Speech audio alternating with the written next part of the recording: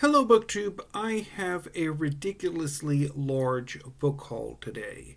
I was planning on making this video earlier during my usual filming time around 12:30 p.m. Central Time in the United States. But at 9:30 this morning Central Time, we lost power, and power was not restored until 2:30. Fortunately, today was very beautiful and rather cool, although not as cool as it should be for this time of year, so we weren't too badly put out, outside of just not having electricity for a long time. But I did get a book haul in today, and I have been building up for this ridiculously large book haul for about a week now. So, in the past few weeks, I have found myself, perhaps against my better judgment, we shall see, having a desire to add more books to the part of my library that I call Classics, Canonical, Modern, and Contemporary Fiction, Poetry, and Drama. And so I have 3 separate orders for this book haul. I'm going to start with Midtown Scholar, and then Amazon, and finally Pals, which is the largest of the 3 orders. So I'm going in order of how many books I ordered from each bookstore. So let's start with Midtown Scholar. Midtown Scholar is a used bookstore in Harrisburg, Pennsylvania, that I have shopped with a few times. They have a website, but they also have a storefront on Libris, which is a used book aggregator. And that's how I shop with them. Midtown Scholar also has a YouTube channel, which, if I remember, I will leave a link to in the show notes down below, along with a list of all of these books. And then I will promptly regret mentioning all of these books down there. Anyway, so first up in alphabetical order is Love in the New Millennium by Ken Shui, translated from the Chinese by Annelise Finegan Wasmoen. In this darkly comic novel, a group of women inhabits a world of constant surveillance, where informants lurk in the flower beds and conspiracies abound. Some try to flee, whether to a mysterious gambling bordello, underground ancestral homes, or Ness County, where traditional medicines can reshape or psychologically transport the self. So, really interesting. I picked this, so this is published by Yale as part of the Margellos World Republic of Letters series, which all 4 of these books from Midtown Scholar are, both published by Yale and part of that series of literature and translation. Next up is Tales of Tangier by Mohamed Choukri, translated from the Arabic by Jonas Elbousty. Mohamed Choukri's vivid stories invite the reader to wander the streets of Tangier, the ancient coastal crossroads between Europe and Africa, and to meet its denizens at markets, beaches, cafes, and brothels. Choukri's Tangier is a place where newborns are for sale, swindlers hawk the prophet's shoes, and boys collect trash to sell for food. In these 31 tales, published in one English collection for the first time, Choukri privileges the voices of those ignored by society, the abused, the abandoned, the addicted. The stories are at once vibrant, local vignettes and profound reflections on the lives, sufferings, and hopes of Choukri's fellow Tangerines.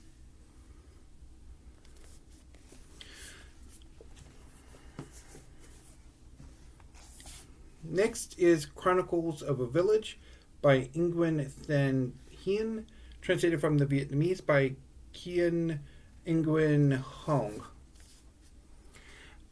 At the foot of Mun Mountain, a self-appointed scribe crafts the stories of his neighbors into a surrealist history of their farming community.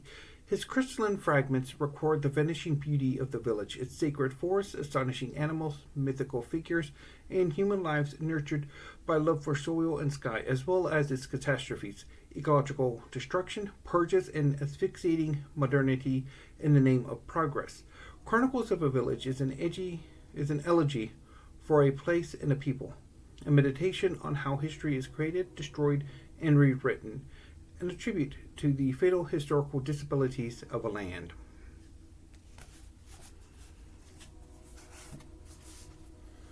And finally, The Body of the Soul by Ludmila Ulitskaya, translated from the Russian by Richard Pevear and Larissa Volokhonsky. While we can feel, know, and study the body, the soul refuses definition. Where does it begin and end? Does it exist at all? And if so, does it outlast the body? Or are the soul and body really one and the same? These are questions posed by the characters who inhabit this collection. A woman believes that the best way to control her life is to control her death. A landscape photographer wonders if the beauty he has written can triumph over decay. A coroner dedicated to science is confronted by a startling physical anomaly. A lonely widow experiences an extraordinary transformation. A woman whose life is devoted to language finds words slipping away from her. In these 11 stories, artfully rendered into English by Richard Pevear and Larissa Volokhonsky, Ulitskaya maps the edges of our lives, tracing a delicate geography of the soul. So I picked these 4 up in part because I've been wanting to read them for quite a while. Periodically, Yale University Press will have a sale on, and I'm deeply tempted to pick up these 4 books. And I eventually decided to jump on it when I saw they were available at Midtown Scholar for not a huge amount of money. Just as Yale is having one of their periodic sales, which I think starts later this week and runs through early December. So moving on to Amazon. So this order has 6 books. And part of this order was a birthday present. A few weeks ago, my aunts came to visit my mom between my birthday and her birthday, and they brought some presents. And one of those presents was an Amazon gift card, which I used in part to fulfill this order. So first up are 2 collections of poetry. The first one is Joy in Service en Rue Tagore by Paul Muldoon. Since his 1973 debut, New Weather, Paul Muldoon has created some of the most original and memorable poetry of the past half-century. Joy in Service en Rue Tagore sees the poet writing with the same surprising and joy-inducing verve and distinction that have consistently won him the highest accolades. Here, from artichokes to zinc, Muldoon navigates an alphabet of image and history, through Barleymen and Irish slavers to the last running wolf and Ulster. The search involves the accumulated bric-a-brac of a life, and a reckoning along the way of gains against loss. In the poet's skillful hands, maps are unfurled and brought into focus, the aggregation of imperial Rome and the dismantling of Standard Oil, the pogroms of a Ukrainian ravine and a Belfast shipyard. Through modern medicine and warfare, disaster and repair, these poems are always electric in their energy, while profoundly humane in service to their ever-effervescent lines of inquiry.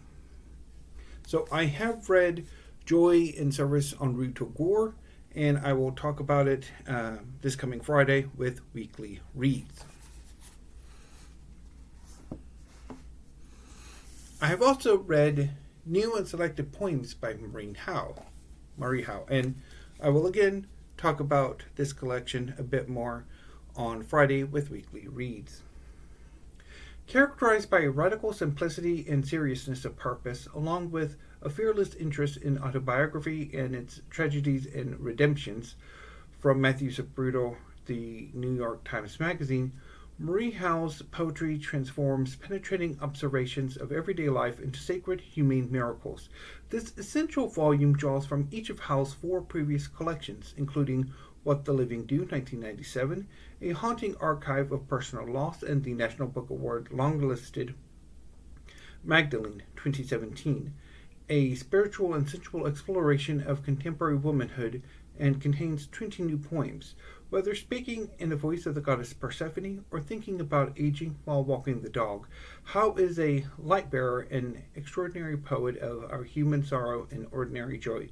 This from Dorian Lau.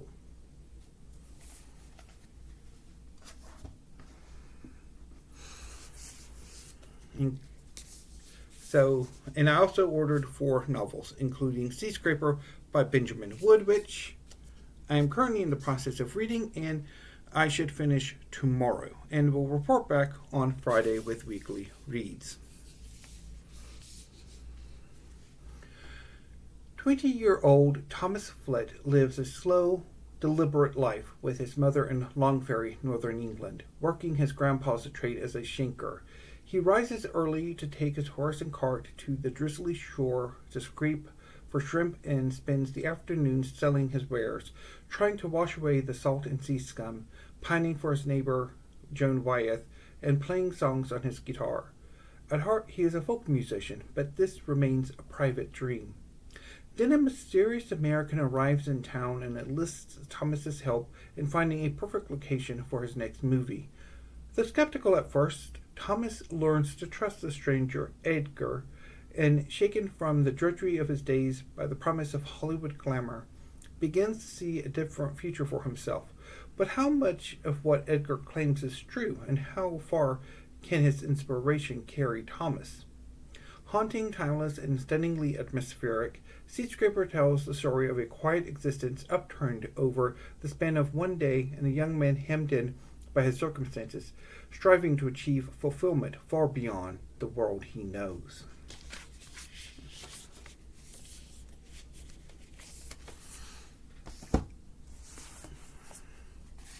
Next up is A Leopard Skin Hat by Anne Serre, translated from the French by Mark Hutchinson. A Leopard Skin Hat may be the French writer Anne Serre's most moving novel yet, held in La Pointe as a masterpiece of simplicity, emotion, and elegance. It is the story of an intense friendship between the narrator and his close childhood friend, Fanny, who suffers from profound psychological disorders. A series of short scenes paint the portrait of a strong-willed and tormented young woman battling many demons, and of the narrator's loving and anguished attachment to her.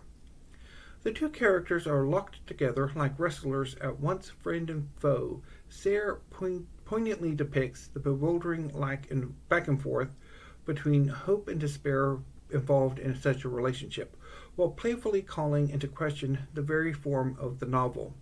Written in the aftermath of the death of the author's younger sister, A Leopard Skin Hat is at once the celebration of a tragically foreshortened life and a valedictory farewell, written in Serre's signature style. So this was shortlisted for this year's International Booker.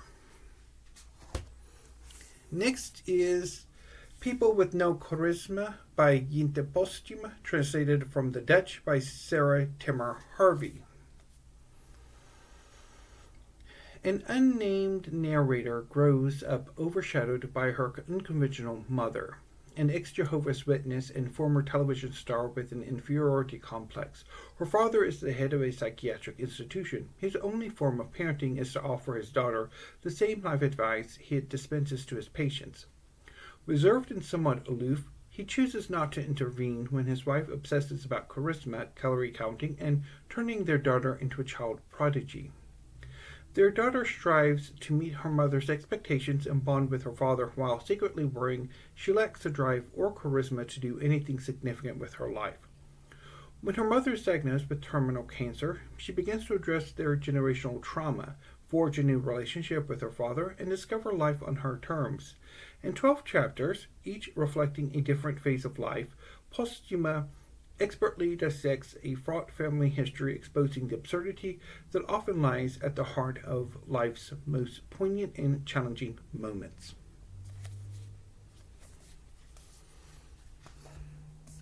And finally, for this part of the order, or for book haul, Isaac by Curtis Garner.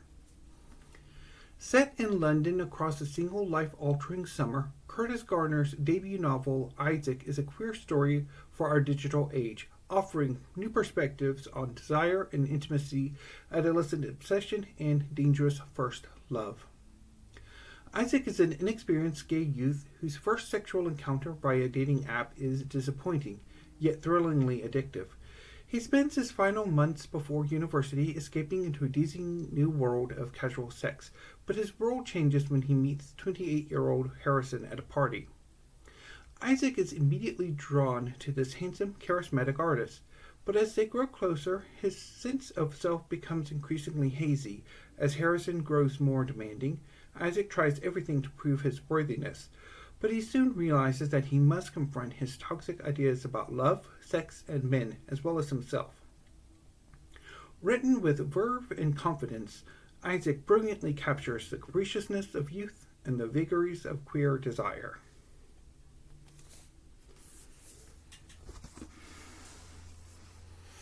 And finally, I guess I will do a mini the pyramid for those 6. And finally, the 11 from Powell's, the great bookstore in Portland, Oregon. First up so this one is in a descending alphabetical order from W to B. So first up is A Streetcar Named Desire by Tennessee Williams. It is a very short list of 20th century American plays that continue to have the same power and impact as when they first appeared. A Streetcar Named Desire is one of those plays. The story of the fading and desperate Blanche DuBois and how her sensuous and brutal brother-in-law Stanley Kowalski pushes her over the edge is now classic. I've been slowly working my way through collecting some of the major works of Tennessee Williams. Next is The Beginners by Anne Serre, and translated from the French again by Mark Hutchinson. The Beginners. Quintessential Anne Serre is a restless, prowling novel that explores love as a form of greed and confused need as an engine of fate. Anna has been living happily for 20 years with loving, outgoing Guillaume when she suddenly, truly at first sight, falls in love with Thomas. Intelligent and handsome, but scarred by an early emotional wound, he reminds Anna of Jude the Obscure. Adrift and lovelorn, torn between the two men, she tries unsuccessfully to fend off her attraction. How strange it is to leave someone you love for someone you love. You cross a footbridge that has no name, that's not named in any poem. Nowhere is a name given to this footbridge, which is why Anna finds it so difficult to cross. Anne Serre offers here in her third book in English her most direct novel to date. The Beginners is unpredictable, sensual, exhilarating, perverse, absurd, and unforgettable.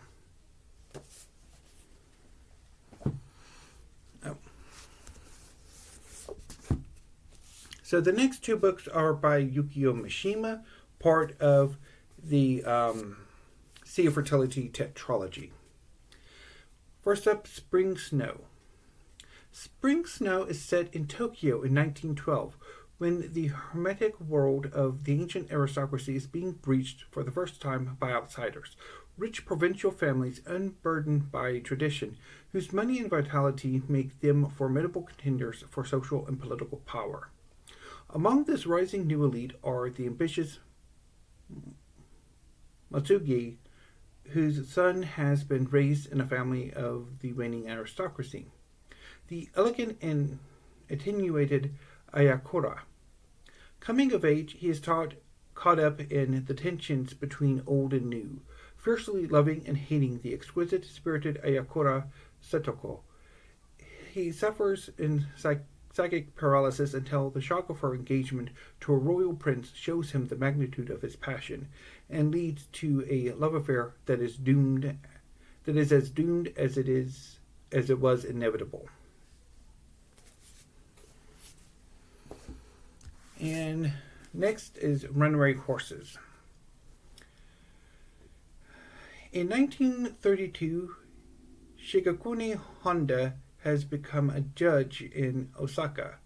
Convinced that a young righteous revolutionary Isao is the reincarnation of his friend Hioaki, Honda commits himself to saving the youth from an untimely death.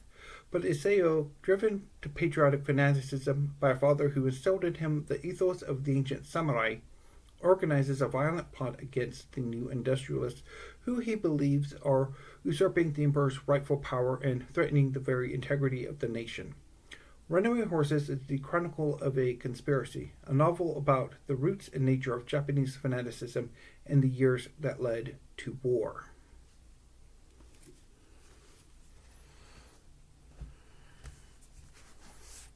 Next is...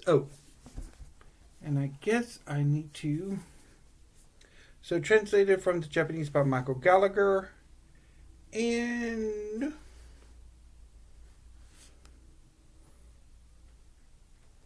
let's see here.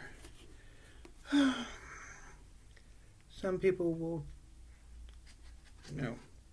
Also by Michael Gallagher. So both Spring Snow and Runaway Horses are translated by Michael Gallagher from the Japanese. Next is Palace Walk by Naguib Mahfouz, translated from the Arabic by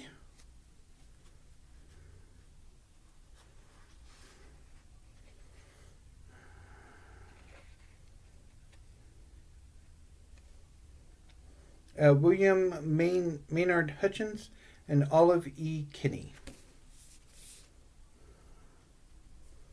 And I do not believe there is a blurb on the back, so I will read some of the critical acclaim. From the New York Times Book Review, Palace Walk is a tale told with great affection, humor, and sensitivity, and a style that in this translation is always accessible and elegant. From Newsweek, the alleys, the houses, the palaces, and mosques, and the people who live among them are evoked as vividly in Mahfouz's work as the streets of London were conjured up by Dickens.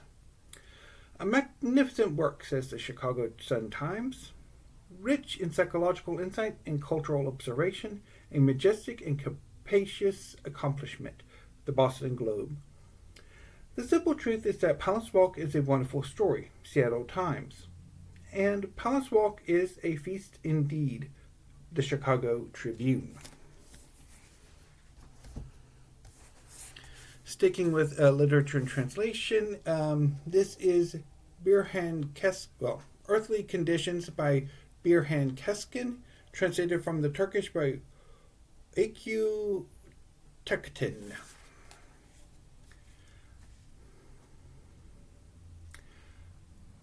A representative selection of acclaimed Turkish poet Birhan Keskin's work, Earthly Conditions explores the loss and longing of the human condition in the context of its separation from the non-human world. Really looking forward to this. This is my first book from world poetry. Next is The Cider House Rules by John Irving. One of the booktube events for November is The World According to John Irving, and The Cider House Rules was the group read for the event in anticipation for John Irving's new novel Queen Esther, which is a prequel to The Cider House Rules, and there is no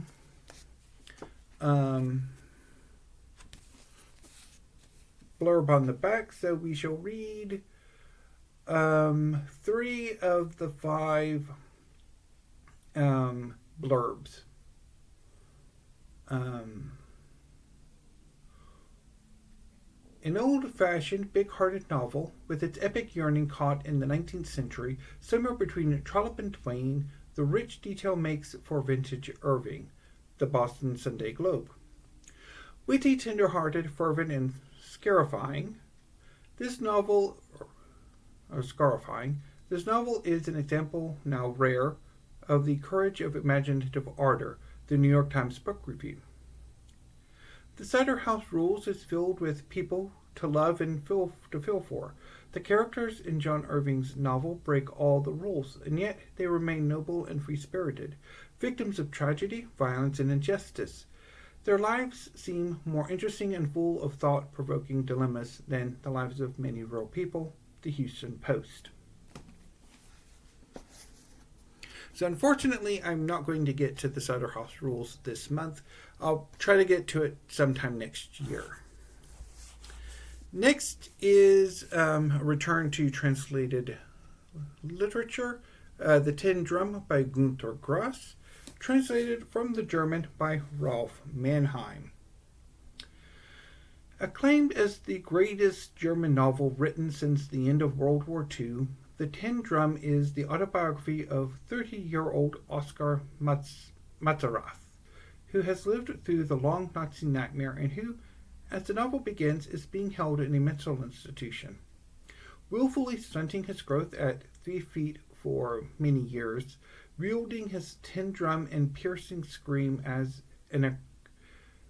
anarchistic weapons, he provides a profound yet hilarious perspective on both German history and human condition in the modern world.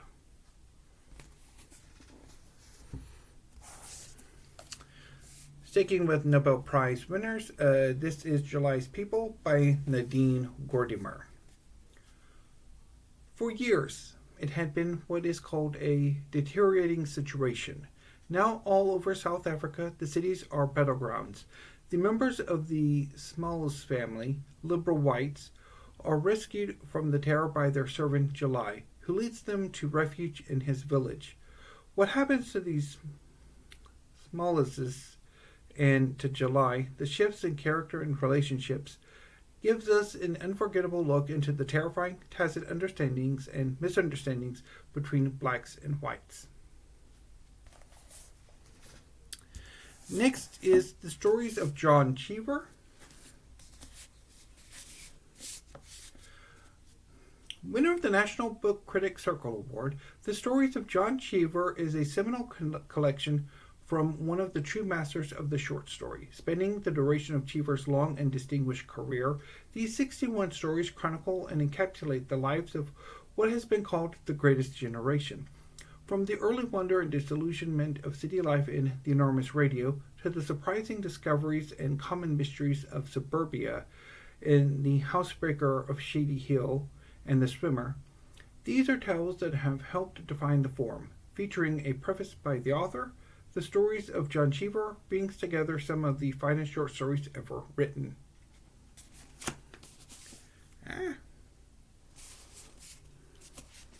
And last but not least, Plays by American Women, 1930 to 1960, edited by Judith E. Barlow.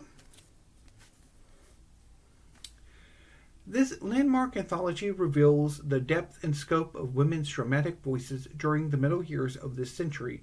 Among the 8 plays in the volume are smart comedies and poignant tragedies, political agitprop and surrealist fantasies, established classics and neglected treasures.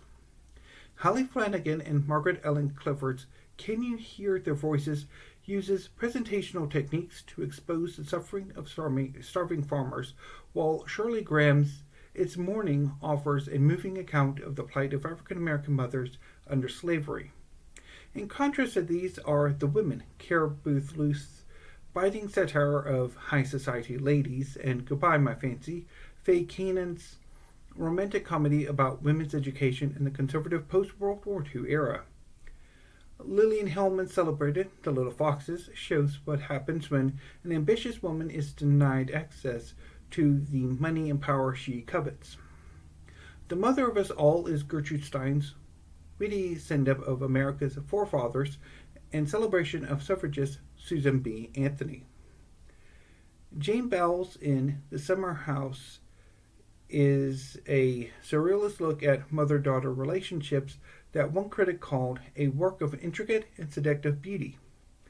Alice Childers's Trouble in Mind is an indictment of racism and sexism on the American stage that Arthur Gelb of the New York Times applauded as a fresh, lively, and cutting satire full of vitality.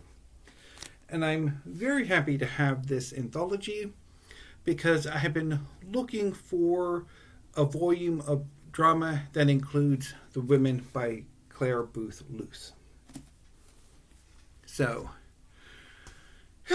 that was a massive book haul.